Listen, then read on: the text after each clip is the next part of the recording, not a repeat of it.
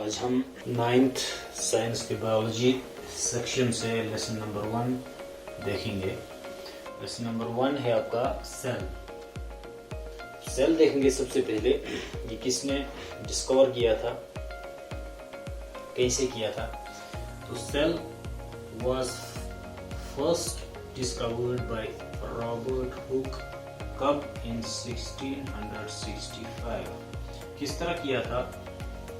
When Robert Hooke observed quark slices under microscope, जब उसने quark slices को microscope के अंडर स्टडी किया तो उसने क्या देखा कि observed some honeycomb like structures, honeycomb like hexagonal structures, hexagonal, उन हेक्सागोनल स्ट्रक्चर्स को उसने नाम दिया सेल्स। अब यह क्वार्क स्लाइस क्या होता है? क्वार्क जो होता है ये प्लांट्स में टिश्यू होता है जो बार्क बनाता है। जब क्वार्क मैच्योर होके बार्क बनाता है, क्वार्क फॉर्म्स बार्क, याद रखो। तो प्लांट्स में दिस इमेच्योर टिश्यू जो बार्क बनाता है उसको हम कहते हैं क्वार्क। तो क्वार्क के स्मॉल पीसेस उसने कट किया था, इसको बनाया था quark slices. Quark slices, what are quark slices? Quark slices are small pieces of quark. Quark is a tissue which is present in some plants. ठीक है। अब क्या देखा था उसने? हनीकॉम्ब लाइक स्ट्रक्चर्स, हेक्सागोनल, इस तरह के स्ट्रक्चर्स। हनीकॉम्ब आपने देखा होगा जिसमें वो हनी बी जो है वो जिसमें शहद बनाती है, जिसमें वो रहती है, वो छत्ते के अंदर होती है जिसमें वो शहद बनाती है। इस तरह के स्ट्रक्चर्स उसमें होते हैं।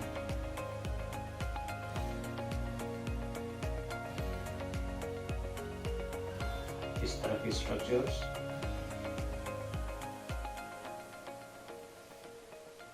इस तरह के स्ट्रक्चर्स ये हैं hexagonal. Hexagonal means six sided, 1 2 3 4 5 6 six sided structures, six sided cells, six sided structure को हम कहते हैं हेक्सागोनल। इस तरह के स्ट्रक्चर उसने देखा था। इन्हीं हेक्सागोनल स्ट्रक्चर्स को उसने नाम दिया था सेल्स। ठीक है। तो ये किसने डिस्कवर किया था? रॉबर्ट हुक ने 1665 में। किस तरह किया था? जब उसने क्वार्क स्लाइसेस को माइक्रोस्कोप के अंदर स्टडी किया था तो उसने क्या देखा था? वहां पे हनीकॉम्ब लाइक स्ट्रक्चर्स देखे थे उसी क्वार्क स्लाइसेस में, हेक्सागोनल हनीकॉम्ब लाइक स्ट्रक्चर्स। उन्हीं हेक्सागोनल स्ट्रक्चर्स को उसने नाम दिया सेल। ठीक है। अब हम देखेंगे सेल की डेफिनेशन।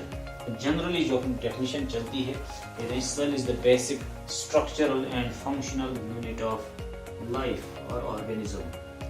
बेसिक स्ट्रक्चरल यूनिट क्यों है? क्योंकि हम जानते हैं कि all the body structures, all the structures are formed from cell.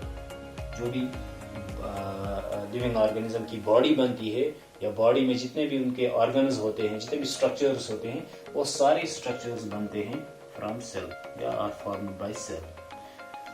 और फंक्शनल यूनिट क्यों कहते हैं? Because all the functions which are carried inside the body, हमारी बॉडी में जितने भी फंक्शंस होते हैं, फॉर एग्जांपल डाइजेशन होती है, रेस्पिरेशन होती है, सर्कुलेशन होती है, ये सारे बॉडी फंक्शंस बेसिकली जो है कि कौन सी एंटिटी जो है वो परफॉर्म करती है, दैट इज सेल। बिकॉज हम जानते हैं क्यों कि cells combine to form tissue.